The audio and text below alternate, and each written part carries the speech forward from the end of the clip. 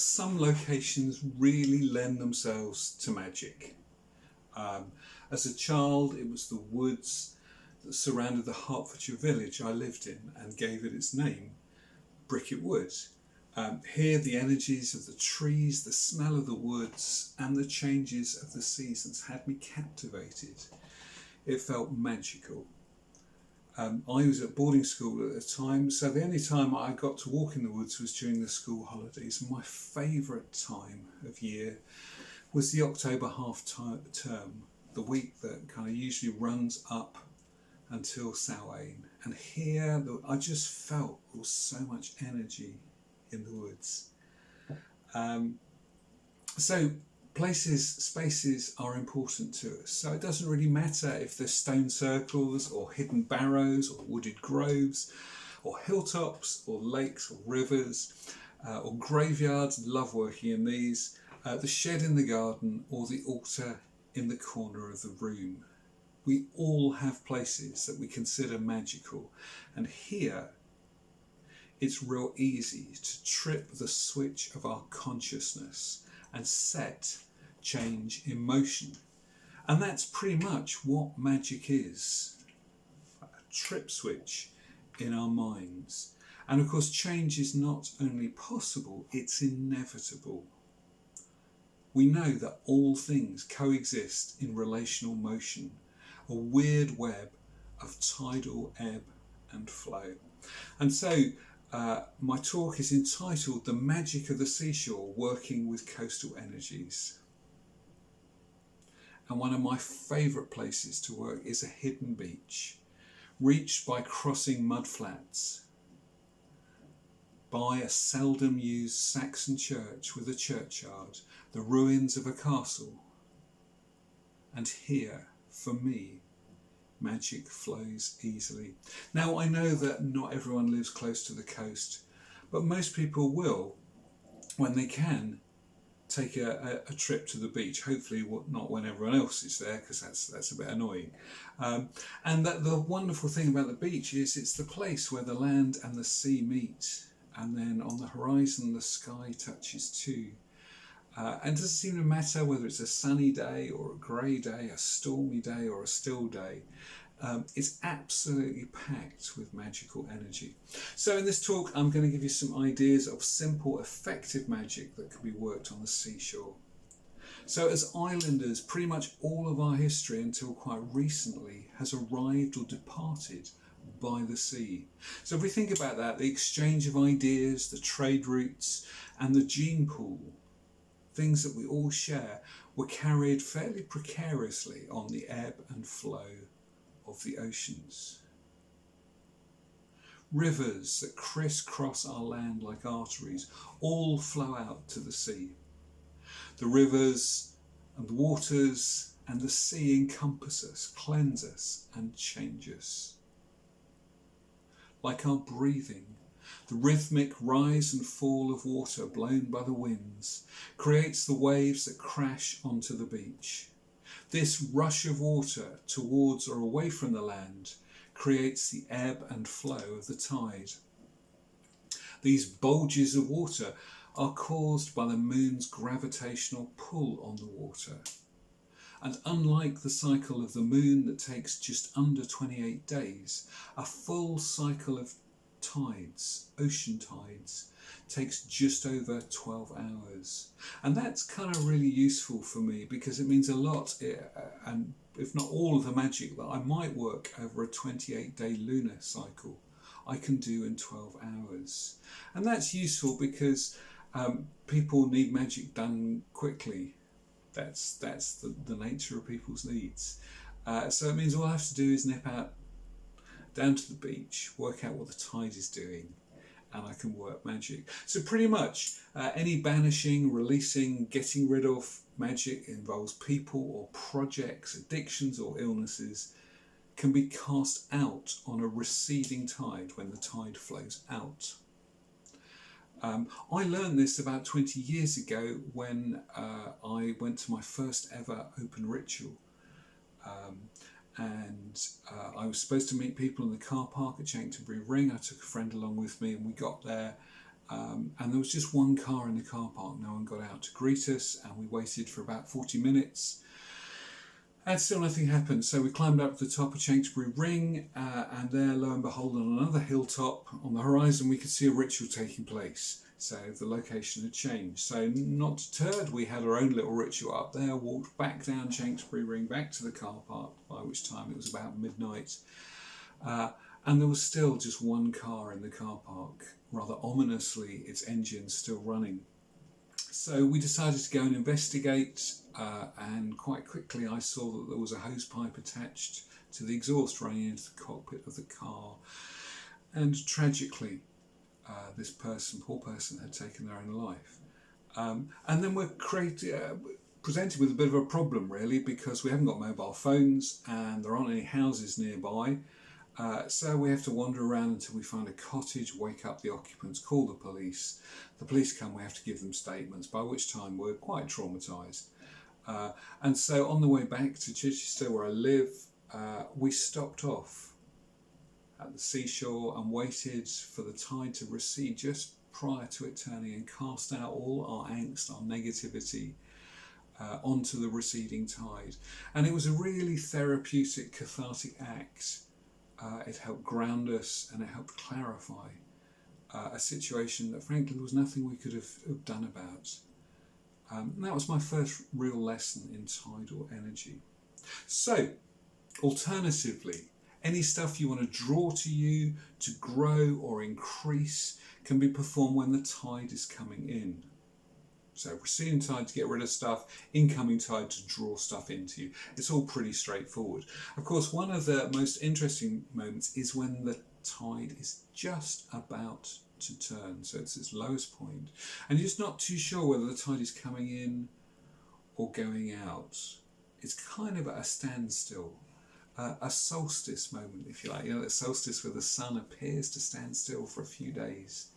And the tide's like that for a small amount of time. And it's a great time to consider choices, for reflection and for divination and journeying. And the other thing I ought to mention when it comes to tides is a spring tide. And this occurs twice a month throughout the whole wheel of the year. So it's not a seasonal thing, it happens each month, approximately, but not exactly, at the time of the new and full moon. And this is the time when the difference between the low tide and the high tide is at its greatest. This is because the gravitational pull of the sun and the moon that are perfectly aligned now reinforce each other. So you get a double bonus, super energy. Great time to work magic. So the ever-changing seashore provides its own inspiration for creating magic. Pretty much everything you need is there, carried by the sea. And generally there are only two things I ever take if I'm doing a ritual at the seashore. One is a Sharpie pen, absolutely brilliant, real handy. And the other will be a bit of cord, natural cord, just in case I can't find one. So, traditionally, witches have sold knotted hair or cord to sailors that were tied during periods of wind. The sailors would untie them to release the wind when they were becalmed. So kind of quite a useful thing if you were relying upon wind in your sails. Then it was kind of important you made sure that at least one person in your party had a decent witch's rope or cord or piece of hair to prevent yourself getting becalmed. Now you can try this when you're feeling particularly happy, calm, energetic or lucky. Say you've got this great sense of joy, maybe something really good's happened, and you go, well, I'm actually going to take this energy and I'm going to tie it into a cord. And then when you need that happiness, that energy, that luck, you untie it. Give it a go. See what happens. You can create your own knot magic at the seashore. Although it's not strictly true that ocean waves travel in groups of 7 and the 7th wave is the biggest of the bunch, it can appear this way. So waves are caused by the wind, unlike tides that are caused by the moon. And the wind initially creates random waves, which when given over time modulate into regular patterns. There's something kind of quite magical about that. The way those energies pull together and produce something that's observable. And so by looking at this, you can create your own knot magic, tying a knot as each wave breaks upon the shore. And you can use a chant for this. There are plenty available, and I was taught several in my training as a witch, but there's plenty in books or online. And remember to use an incoming tide if you want to grow something, and a receding tide if you want to banish. Now, maybe you don't really want to do any magic and you're on holiday and you just want to break. Then just sitting by the seashore and noticing the waves breaking on the shore is a really good act for mindfulness. You can use a chord for that too. And every time something pops into your head that you don't want, you tie a knot. And then move on. Still your mind. And when something else pops up, tie a knot. And by the time you get to 7 knots, you've probably got the hang of it. And you'll have stilled your mind.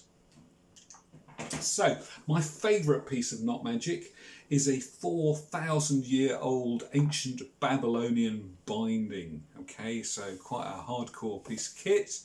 You could use it to bind a fear or an anxiety, or kind of quite topically to bind a political party that appears committed to selling off the NHS. So that's what I'm going to do with mine.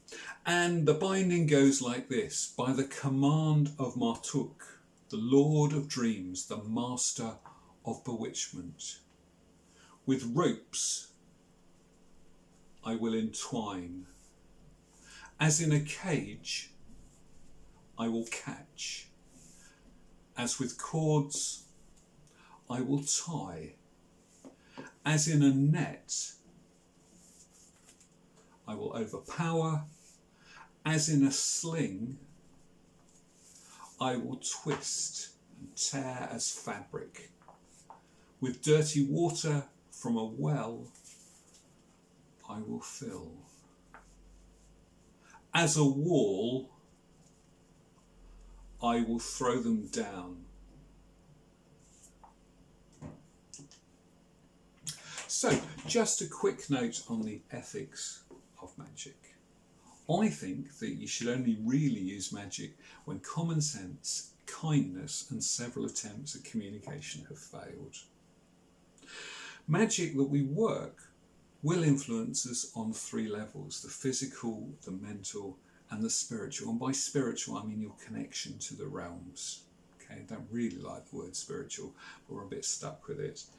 And so my view on the subject is you should only ever work magic you're prepared to have worked on you. And that's real straightforward, because it means any healing magic, any magic to support or care or boost or grow, I'm quite happy to work, because I would wish for people to work that kind of magic for me in my life. It does mean, however, I'm not going to work any love magic or a love spell to manipulate someone to be attracted to another person, because I wouldn't want that kind of magic worked on me. It does mean that I can work quite dark magic if the magic is required to catch a rapist, or to silence and close down ethnic cleansing rape camps. And I've been involved in projects like that, quite simply because if I ever did those things, I would wish that my friends and fellow witches and magicians worked magic on me to stop me. So it's real simple. Only work magic you're prepared to have worked on yourself. So back to the beach. You can make poppets from different types of seaweed. That's kind of quite a good thing to do. Kids love doing that. Another thing you can use at the beach are hag stones, sometimes called holy stones, adder stones, or dobby stones. And we all know what a dobby is because we've all seen Harry Potter. So here we have, that's one of my favourite hag stones, very beautiful, found on the beach.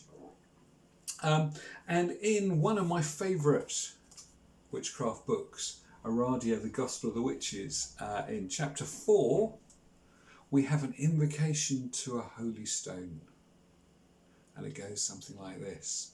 I have found a holy stone upon the ground. O fate, I thank thee for the happy find, and also the Spirit who upon this road has given it to me, and may it prove to be for my true good and my good fortune.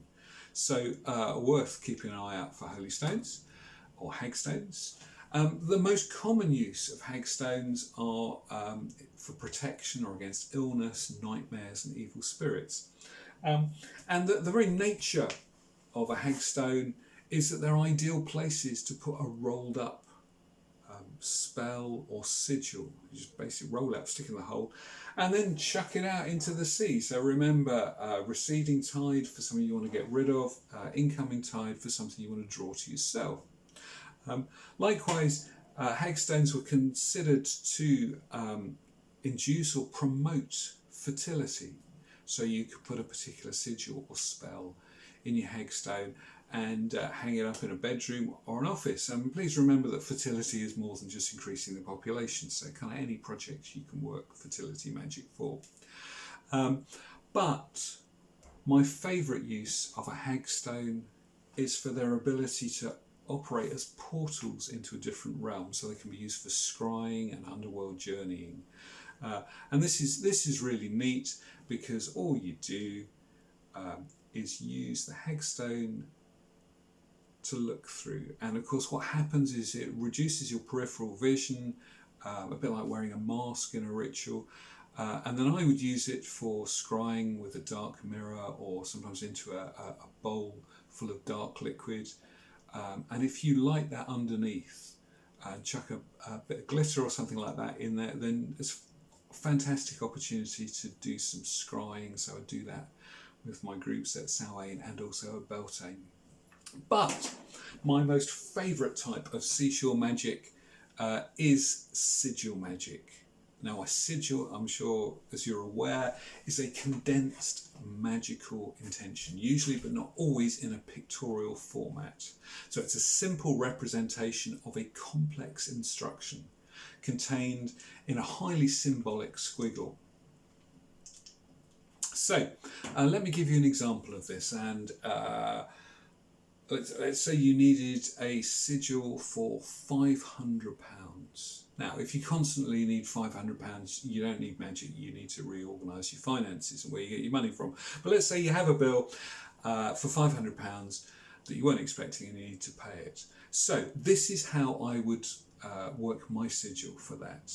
Okay, so I would write on a piece of paper, I have £500, open brackets, no strings attached, close brackets. And that's really important. The no strings attached is just my rider over the spell to ensure that it doesn't do any harm, that it doesn't come with any strings attached, that no one gets hurt in me achieving that outcome of £500. So, having written that out, from the 40 letters that I'd have on my piece of paper, I would remove all the vowels and any recurring or repeat letters. So that would take 40 letters down to 11 letters, and the 11 letters would be H, V, F, N, D, R, P, S, T, G, C. And then what I do is I play with those letters, and I might want to overlay or merge similar shapes. So remember that a P and a D are pretty much the same shape. So you only need one shape that's like that, and then you can hide all sorts of circular things in there. A G isn't too similar to a P or a D either, so just by adding a tail you'd include. So basically you just play with it till you're pleased with what you've got. Okay, so when I first worked on that, that was the sigil I came up with. And then I had a look at it, and sigils are all organic things. They're kind of living spells. So when I played around with it a bit, I saw that it resembled a spinning top. Now, down at the beach you find lots of flat stones like these. And so what I did is I put my sigil, which now looks a lot more like a spinning top, on my stone, and then you just skim it across the water's edge to release its intention. Lots of fun, and again, really good activities to do with kids. If you're interested, I've done a talk on the Witchfest YouTube site on sigil magic, so I think I did that in June this year. So if you want more stuff on sigil magic, please check that out. Jonathan Argento, Sigil Magic Witchfest. So the other thing I like to do, if I've got a bit of time, is to put together a series of sigils, or would work with spells as well, on the tops of the wooden groins. You know those wooden posts or like fences that separate parts of the beach. And obviously you need to do this when the tide is coming in and when the tide's coming out. And you place your sigil on a stone on top of each groin. And then as the tide comes in and the waves crash over each groin, they will release each sigil. So that's kind of quite a good way of putting together something a little bit more complicated. Alternatively, you can place your sigil on a piece of paper inside a clamshell and bind it shut with twine, seagrass or seaweed. You can use discarded fishing net to bind or entangle something you wish to be free from, or to catch and ensnare something you desire. To birth a project, you can put your sigil in the tough, leathery egg cases known as devil's purses or mermaid's purses. And once your sigil is tightly bound, cast it into the sea to release it.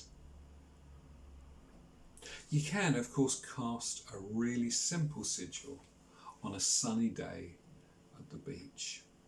And this is how I would do it. I'd spend a few moments observing the sunlight glistening on the water. Slowly I would narrow my view by bringing together my eyelids so that my only focus is the glinting light on the glossy water. If it's not a sunny day, you can use the regular sound and motion of waves. It will have the same effect. And after a few minutes of this, it should induce a light trance and a point at which you can shift your consciousness from the point of gnosis, from that moment when you're just gone. You draw your sigil in the sand. With a little practice beforehand, you should be able to do this as a continuous, barely conscious action. And that's kind of important because sigils need to be put in all sorts of places. So you want to condense your sigil down to something real simple. So whether you're drawing it in the sand, or on an object, or even on a person, it's something you can do without thinking too hard. Then if you're on a deserted beach with an incoming tide, you can allow the waves to wash your sigil away. Alternatively, if it's not a deserted beach and the tide's not coming in, just shut your eyes and rub the sand over your sigil. Rub it out. Real simple. So that's kind of quite an important process. So every sigil makes its journey from intention to symbol, only to be flipped back into your subconscious, and then out again, or perhaps deeper in, to exert influence and bring about change. And seas and oceans are great examples of this. Vast bodies of water that ebb and flow, drawing things in and throwing them out, always changing and always in motion. After all, some 345 million years ago, something crawled out of the sea, and the rest, they say, is history. So tidal currents and waves create their own magic. Narrow spits of shingle enable walking right out into the sea without getting too wet, and providing you've checked the tides, returning safely. They also create their own criss-crossing waves. And if you can find places that do this, where tides kind of crisscross and crash, it's a great place to sow discord and mayhem. Always exercise caution when using tidal energies, particularly during spring tides and stormy weather. So I'm going to round off with an account taken from my journal. It describes a journey progressing towards the release of 2 sigils at the Seashore, and it was performed at the full moon last November. Driving through the darkness, along a peninsula once cut off by the sea, past the old ferry station, journeying along land now reclaimed that inevitably will be returned to the water. Twisting lanes narrowing, hedges reflecting dipped headlights, dance like waves around me. Solitary passing places in the lane remind me of my own necessary seclusion. Slowing down to avoid potholes until I can park somewhere safely hidden out of sight.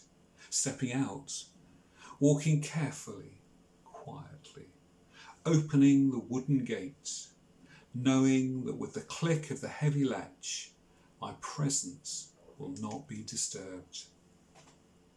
Emerging from the darkness is a small building, one remaining chancel, remnant of a Saxon church, one of the first in Sussex, now seldom used, guarded by dark headstones, remnants of the loved, the lost, and the lonely. Bowing to history and mindful of magic to follow, with a wry smile I pay my respects, beginning my slow sinistral walk around the church, completing 7 Widdershins circuits in silent meditation, pausing to invite those among the dead who wish to join my magic. I move steadily onwards, opening the gate and leaving the churchyard, turning to the left, walking softly past a long-gone castle. Its remaining mound and water-filled moat resembles a smaller Silbury hill. I smile as I remember past rituals held there. The path leads down to the eerie mudflats, flooded and sometimes impassable at high tide. The stillness broken by owls in the distance, curlews in the wetlands, concerned by my presence and just maybe by those accompanying me. Occasionally, the hint of the full moon illuminates the ghostly, liminal, watery marshlands, only to vanish again behind the clouds. The sea remains unseen, beyond, tucked behind the banked-up shingle. I can hear it though, hidden waves crashing, and this sends shivers down my spine. Or am I just cold and slightly afraid? Walking becomes harder now, and the climb up the shifting stones requires my full attention. Finally, in front of me lies the sea, a vast liminal portal between the realms, the tide about halfway to full, with a small patch of sand to my left. Walking to the water's edge, I make my offerings and perform a simple ritual. The moon fully appears, hanging beacon-like in the night sky, illuminating miles of empty beach. Moonlight flickering trance-like on glossy water. Taking a piece of folded paper, I pause and shout my petition, waiting for the right moment. And then a wave slaps my legs. The cold water makes me laugh as I hurl my sigil into the water. After a few moments, I turn away and return to the solitary strip of sand to draw a healing sigil for a friend's mother. Using driftwood and shells, I build a little altar over it for her recovery. Feelings of joy and gratitude arise. The moon has energized the night sky, reflecting perfectly in the water, as above, so below. The incoming tide will cover and return all things. I have done what I can, what I must. After about 15 minutes, I feel cold, and gathering everyone together, retrace my steps along the mud flats, with the sound of geese flying over me. Gathering all magic in, I walk back and return the departed to the churchyard. Thanking them, I carefully shut the gate and return to my car. So the spell cast was a simple variation of an old hoodoo spell, one that I've encouraged hundreds of people to use. It involves a rectangle into which a person's name is written 9 times. And your intention for that person is then overwritten in red ink 9 times. So you literally write over their name. If you wish for them to go away, then you fold the paper away from you. And the opposite will be true for attracting them. You can then place the paper in a waistband until it's worn down, or burn it, or place it in a witch's bottle with appropriate additions. One person put a piece of paper under the wheels of her car, and a wheel spun over it until it was shredded. Mine was simply cast into the sea. The name on the paper was Donald Trump, and the intention overwritten was, is impeached. So I guess you know the outcome. Trump was impeached in the following month, and then, not too surprisingly, acquitted. Ultimately, our enemies are ideas and not individuals. And there's been a particularly dangerous emphasis on economic growth to the detriment of the planet and all her inhabitants. So magic works, I believe, not in isolation, but by virtue of its connection and timing. Magic can be an intensely personal act, but it's also a profoundly political act. It may feel at the time like a drop in the ocean, but it has the habit of drawing together or shoaling like a groundswell. Multiple magic works like a murmuration, a word that perfectly describes the rustle of thousands of pairs of starling wings, and in another context, the complaint of many voices. So, if there is to be any real meaningful future for us, we must do all that's in our power to protect all life on the earth. For those of us here, by necessity, that involves magic. And I hope what I've said will encourage you to use sigil magic and coastal magic and to enjoy that experience. So I'm going to conclude with an extract from Dion Fortune's The Sea Priestess. I saw the sea gods come, moving with an irresistible momentum, not rising into the air as the riders rose, but deep in their own element, unhasting, unresting. For the power of the sea is in the weight of the waters and not in the wind-blown crests. These great ones rose with the tide, and like the tide, nothing would withstand them. So please do check out my Sigil Magic talk on the Witchfest YouTube site. My website is jonathanargento.com. You could like my pages, Jonathan Argento and Lyceum Witchcraft. And thank you very much to Hendrika and all the Pagan Pride Anglia crew. It's been a privilege. I'm so sorry that we're having to do it this way. I'm really missing festivals, and I'm particularly fond of Pagan Pride events. So hopefully see you soon. Thank you.